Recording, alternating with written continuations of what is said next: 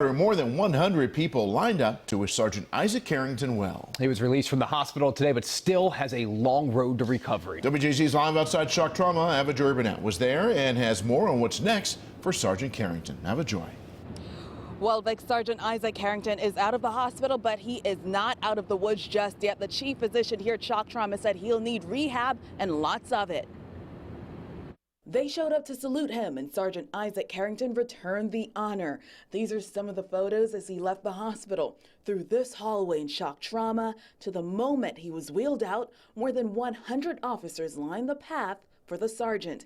And then, when he was in the ambulance, a moment of gratitude. We are all somewhat relieved, but certainly Sergeant Carrington has a long way to go for a full recovery. Sergeant Isaac Carrington was shot about 2 weeks ago in northeast Baltimore during an attempted robbery as he stood on his own block talking to a neighbor. The 22-year veteran was shot multiple times, his condition so grave he was in the ICU. And then a glimmer of hope. I love y'all. I'm 10-8. I'll be back. Days after the shooting, he delivered a message from his hospital bed saying he'd be back. Now he's finally out on his way to rehab. Dr. Thomas Scalia helped to save the sergeant's life. He's got a ways to go. He's got a lot of rehab that he is going to need to do, but we are going to be with him, as will his police family, until the very end of this.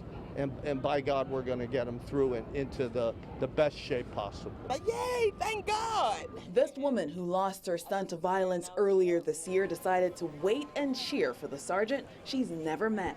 You always hear a whole lot of negative things, and you know, when something positive happened and it's a good outcome, I just wanted to see it for myself.